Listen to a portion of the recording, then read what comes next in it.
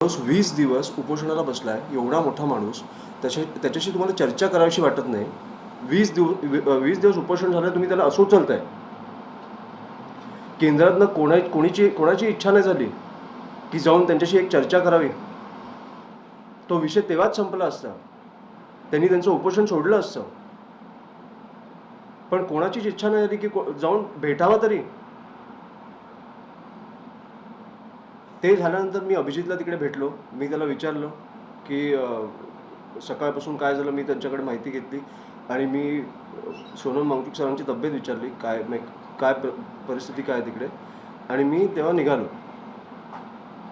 कालचा जो दिवस होता, मी त्या दिवशी पण बोललो की आपल्या देशाच्या राजकारणातला सगळ्यात काळा दिवस आहे, डार्केस्ट डे आहे आपला. त्या दिवशी पण बोललो. मला माहिती आहे तुम्हाला पण कुठेतरी वाटतंय आपल्या डोक्यात की हे आपलं लोकशाही कुठेतरी आपली हलते आहे, ह्या लोकांना सत्तेचा माज डोक्यात गेलाय. आणि असा माज काय हे मला कळत नाहीये. कारण शेवटी 29ला आमच्या हातात असणार आहे तुम्हाला बसवायची तिकडे ताकद की नसणार आहे. ज्या लोकांनी तुम्हाला तिकडे बसवलंय त्यांची तुम्ही ही परिस्थिती केली आहे. काल मी सगळं संपूर्णपणे बघितलं. तुम्ही टिअर गॅस फेकताय लोकांवर, तुम्ही लाठीचार्ज करताय. मी दिल्लीचा एक व्हिडिओ बघितला. दिल्लीच्या एका काठीमध्ये तुम्ही खिळे घुसवले होते पोलिसांनी. मला माहित नाही तुमच्याकडे आलाय की नाही. तो खिळे घुसवले होते आणि त्याच्याने मारत होते लोकांना. हे दहशतवादी आहेत, हे आतंकवादी आहेत. नीटच्या पेपर लीकमुळे 20 मुला मुलींनी आत्महत्या केली आहे. त्याच्यासाठी हे सगळं चालू आहे. त्याला तुम्ही खिळे घुसवून लोकांना मारताय.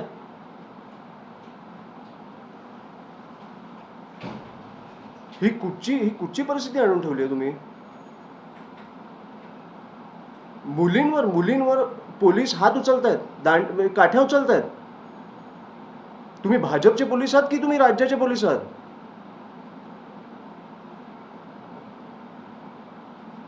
ज्या तुम्ही निवडणुकीला ज्या वेळेला तुम्हाला लाडकी बहीण सुचते, ती गेली लाडकी बहीण फक्त तुम्हाला प्रश्न विचारला म्हणून. ही कुठची परिस्थिती आणली आपण. हे काय, मला बघून भीती वाटली, राग वाटला. मला बोलायचं कळत नाही. मुख्यमंत्री म्हणताय की या आंदोलनाला कोणताही फेस नाहीये, त्याच्यामुळे कोण बोललं. मुख्यमंत्री देवेंद्र फडणवीस म्हणतात की हे त्या फेसलेस लोकांमुळे तुम्ही तिकडे बसलाय. त्या खुर्चीवर तुम्ही ह्या फेसलेस लोकांमुळे बसलाय, हे विसरू नका तुम्ही. जसे तुम्हाला बसवू शकतात तसे उचलू पण शकतात. कुठे गेले आता भाजपचे प्रवक्ते, कुठे गेले सगळे सकाळी बोलणारे.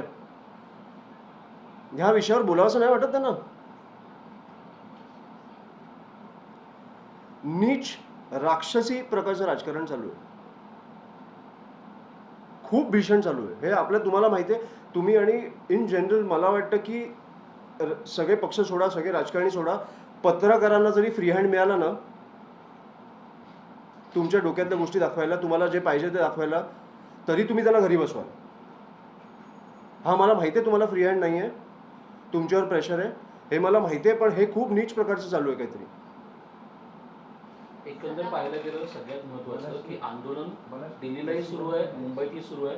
पण जिकडे आंदोलन करायला गेलं तिथंच लोकांना उचललं जात आहे. तर आंदोलनाची ताकदच आपण सर्वसामान्य दिल्लीचं तर मी तुम्हाला विकृती सांगितली. मुलींचे कपडे फाडले, काठ्यांमध्ये खिळे ठोकून लोकांना मारले, टिअर गॅस फेकलाय. आणि हे पार्लमेंटच्या बाहेर जिकडे पंतप्रधान आत होते.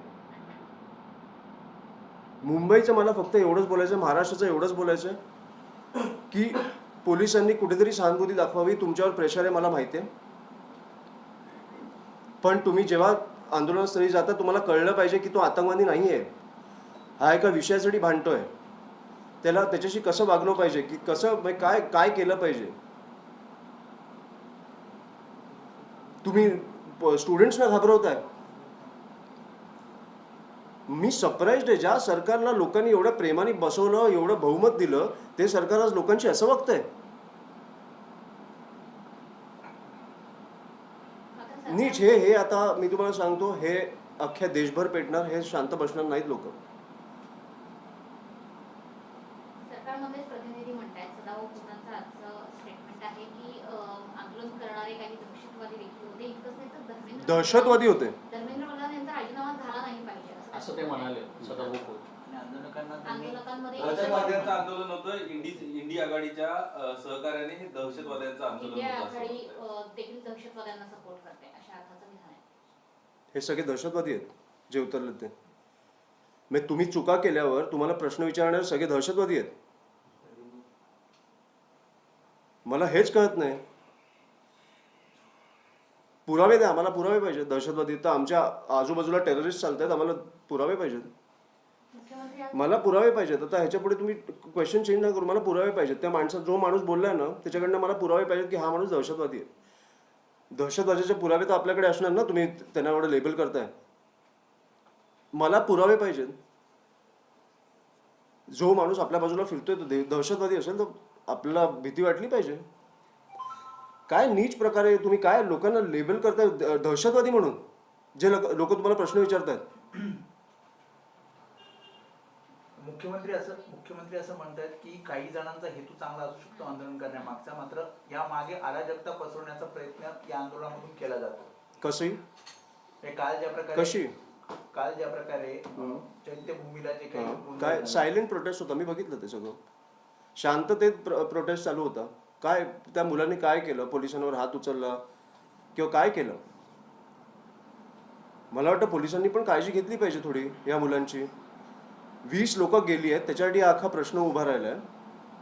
आणि आज हा नाही राहिला आणि ह्या माणसांनी राजीनामा नाही दिला तर अशाच निर्लज्जपणे सगळं कारभार चालू राहणार. एक एक्झाम्पल आपण सेट केलं पाहिजे. आणि मी खरंच सांगतो, भाजप जे करतंय आज त्यांनी हे भोगायला पण तेच असणार, कारण कधीतरी ते विरोधी पक्षात असणार. खूप चुकीचा पायंडा पाडलाय. सर गेल्या 11 वर्षात आपण जर बघितलं तर मोठमोठाली अनेक आंदोलन झाली. दिल्लीच्या जंतर मंतरवर झाली. दिल्लीच्या वेशीवरती शेतकऱ्यांना रोखलं गेलं. त्यांच्यावर देखील जी कालची परिस्थिती होती आम्ही ती बघितली, कारण तीच परिस्थिती त्यावेळी देखील शेतकऱ्यांच्या बाबतीत होती. नेमकं हे सगळं होत असताना यांना निवडून तरी देतं कोण आणि येत्या काळात मतदारांना काय आवाहन करावं? नाही, येत्या काळात आता मला 3 वर्षात काय परिस्थिती असेल मला माहित नाही. हे काहीतरी क्रिएट करतील. पण माझं फक्त एवढंच म्हणणं आहे की भरकटू नका. हे विषय लक्षात ठेवा. ते 4 वर्ष तुमची मारतात आणि 1 वर्ष तुमच्या प्रेमात असतात. खरे दहशतवादी ही सरकार आहे. आणि हे आता देशभर पेटणार एवढंच मी तुम्हाला सांगतो.